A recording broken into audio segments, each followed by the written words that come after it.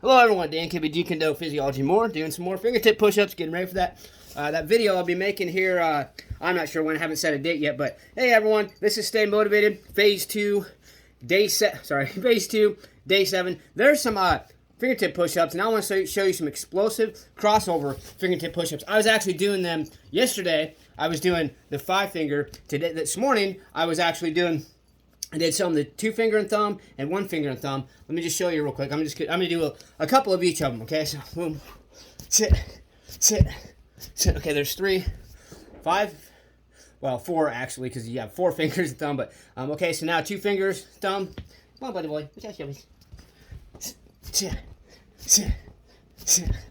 Okay, now I'm gonna do 1 finger and thumb. Sit. My kitty don't get in the way. It gets a little hard at that point, but all right, everyone. Day 7, you know what that means? I got pause it. Okay, so day 7, you know what that means? It's time for a challenge. I'm actually going to give you 3 challenges today, but let's go ahead and do a quick recap. Okay, so this week on phase 2, Stay Motivated, or Stay Motivated phase 2, we discussed several things. I show everybody, and I hope everyone got the idea, that I was showing everyone how to stay motivated by continuously being active, continuously exercising. Because here's the thing, when you wake up in the morning and spend 5 to 15 minutes doing something to get your body moving, especially when you do whole body. So if you're doing some push-ups and you go into body weight squats and maybe you jog around a little bit, that is going to force blood flow throughout your entire body. And then basically what's going to happen is it's going to provide you with energy, because the better blood flow or circulation you have in the body, the more oxygen is carried through the oxygenated blood from your red blood cells, and therefore you will have more energy. It's going to wake you up. It's going to wake your mind up, because you're going to get that blood flow to your brain, to where your brain is going to be able to function like it should as well. Lack of blood flow to the brain, number 1, it's not good for your health. Number 2, it's going to slump your energy levels. And number 3, overall, honestly, you're going to feel better. You're going to have a better mindset and things like that. But I'm not going to get too much in depth with that. What I want to do is I want to tell you about your challenges. 3 challenges today. Number 1, going forward, and I want you to start today. If you didn't start today, if you're already on with your day, okay, I get it. But starting tomorrow, if you can't do it today because you're already busy and whatnot, okay, starting tomorrow, and I know I said this before, but I want everyone to take these 3 challenges and motivate yourself. Not only motivate yourself, but I want you to take these 3 challenges, and I want you to dedicate yourself to them. Value yourself. Look at yourself in the mirror. Have that conversation with yourself and say, you know what? I'm in charge. My mind, you are not in charge anymore. Me, which is my soul, my spirit, I'm in charge, and you mind are going to do what I say. Okay, so I know it sounds crazy, but just look in the mirror and tell yourself that, and challenge yourself with 3 things. Number 1, one thing I want you to do is wake up going forward every single morning and do something that makes you feel uncomfortable, something that really sucks, makes you feel like shit, and something that scares the shit out of you. If you can think of one thing that does all of that, great. For me, it's a damn cold. That's why I do that every day. Okay, so everyone, there's challenge number 1. Do something that sucks, scares the shit out of you, and makes you feel very uncomfortable every single day. Every day.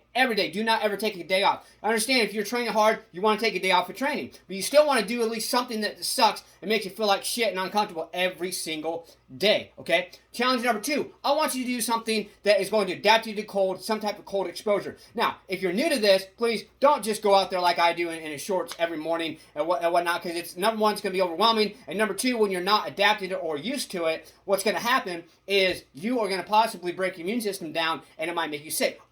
But that's only going to happen because you're not used to it. Once you adapt, it will strengthen your immune system, but it's gradual progression. Even Wim Hof, the Iceman, states that you should do gradual progression of cold exposure to help be safe with your overall health, because it could possibly cause the opposite effect. So I've been adapting to cold for quite some time now. I understand. I live in Iowa, so summertime obviously is not cold. It's hot and humid. I love it. Okay, cold time comes around, but it's more of that muscle memory.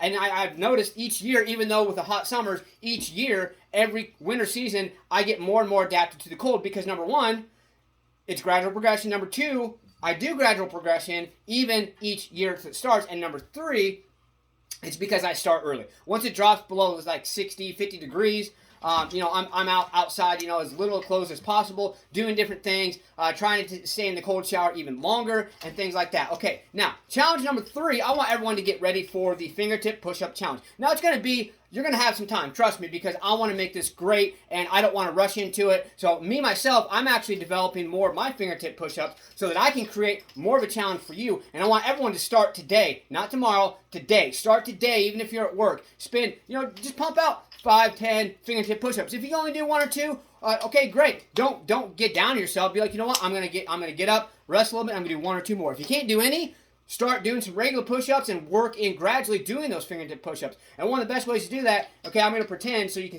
get a good view. Pretend I'm doing some regular push-ups, right? Okay. So the way to get gradually better at fingertip push-ups is at the top when you're So boom. Okay, so you're at the top. Go like this and just hold yourself there. Go down slowly. And if you feel your muscles start to fatigue, hold it there as long as possible and let your muscles just fatigue. And do that again. Do that 3 to 5 times like that, and that is going to start developing your fingertip strength, okay? Also, any type of forearm exercises that's going to involve, so like wrist rollers, okay, those are going to help. But even more so, okay, if you simply just take even something light, take something and just grip onto it, what I call a claw grip, okay, or a pinch grip. All right, do that. Grab something you can grab onto like this and just strengthen them that way. There are several different ways you can strengthen your fingertips to increase your overall fingertip push-up capabilities. Okay, so that's what I want everyone to do. That's the 3rd challenge. So challenge number 1, do something that sucks every single day going forward. Challenge number 2, do some type of cold exposure. And challenge number 3, prepare for these fingertip push-ups. Get excited about it, be motivated, and embrace the discomfort, embrace the suck, and realize that life is, honestly, you're not going to get anywhere in life where you really want to be without pain, without suffering, without some discomfort. So let's get this motivated, believe in yourself, believe you can do it, and believe that you deserve it. Let's get out there. Let's go smash, punch, kick that like button. Just don't break it. Let's get out there and do something. Let's go.